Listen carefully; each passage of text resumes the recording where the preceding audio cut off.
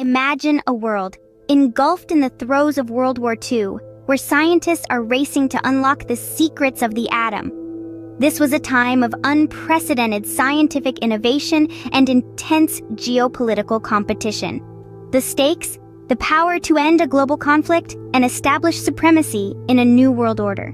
In the United States, a covert operation known as the Manhattan Project was underway. Top scientists, including Robert Oppenheimer, Enrico Fermi, and Niels Bohr, were called upon to undertake a mission of paramount importance. Their objective?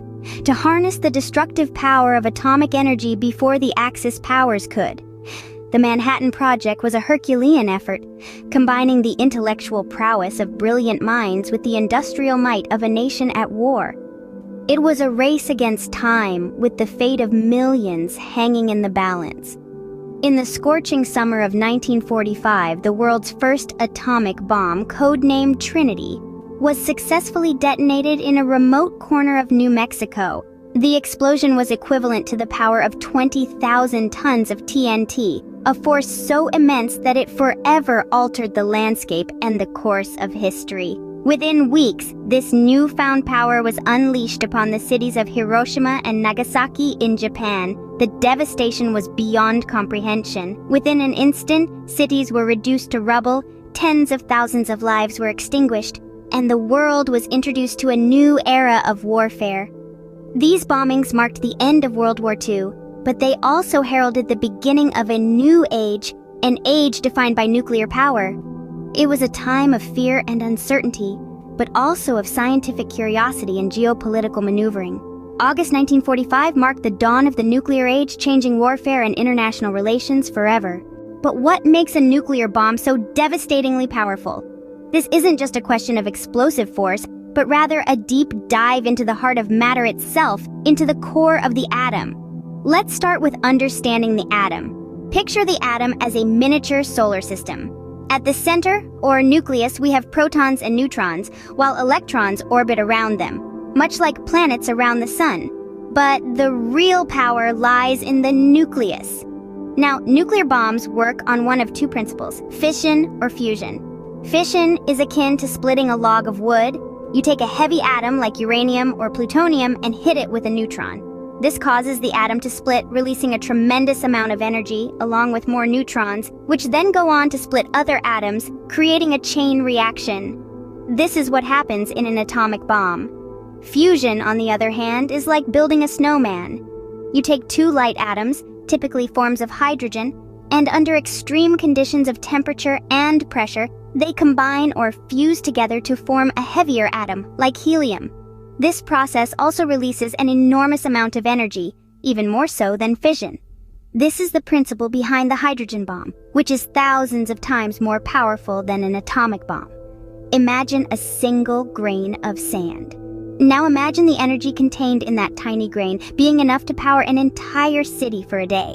That's the power we're talking about when we speak of nuclear energy. But when this energy is unleashed all at once, as in a nuclear bomb, the result is a devastating explosion of heat and light, followed by a lethal dose of radiation. Understanding the principles of fission and fusion helps us to comprehend the sheer destructive potential of nuclear bombs.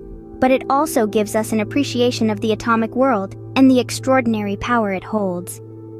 The tremendous energy unleashed in a nuclear explosion comes from a process that begins with the smallest of particles, the atom. Nuclear bombs have left a profound mark on our world, shaping history and influencing politics. Their impact is felt everywhere, from the halls of power to the quiet corners of our planet scarred by nuclear testing. The Cold War, a tense standoff between the United States and the Soviet Union, was a chess game played with nuclear weapons. The stakes, the very survival of humanity, the strategy, a chilling policy known as mutually assured destruction. It was a high-risk game of chicken, where both superpowers amassed nuclear arsenals so devastating that neither could strike without assuring their own annihilation. This delicate balance of terror held the world in its icy grip for nearly half a century. But the impact of the atom stretches far beyond the political realm. It reaches into the soil, the air, the very fabric of life itself. Nuclear testing and accidents have left indelible scars on our environment and on countless lives. The names Chernobyl and Fukushima echo as grim reminders of the potential for human error and the devastating consequences of nuclear disasters.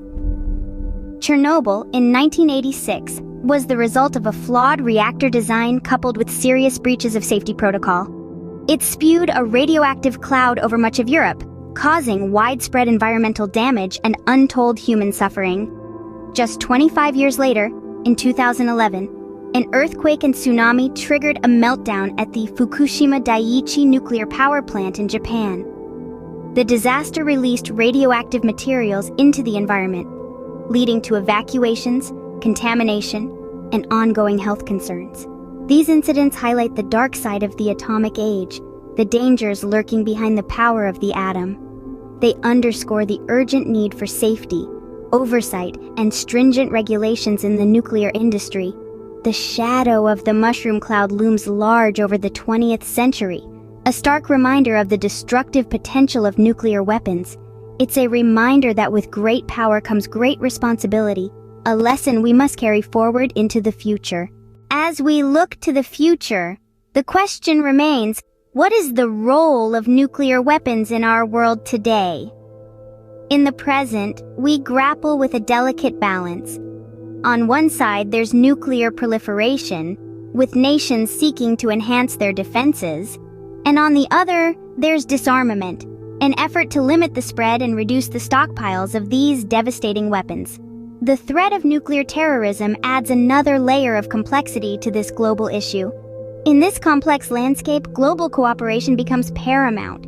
It's the key to preventing the use of nuclear weapons and sidestepping the catastrophic consequences that could ensue. It's about harnessing the lessons of our history, the tragedies of Hiroshima and Nagasaki, the arms race of the Cold War, and the accidents at Chernobyl and Fukushima, to ensure we don't repeat the same mistakes. The future of nuclear weapons is uncertain, but one thing is clear.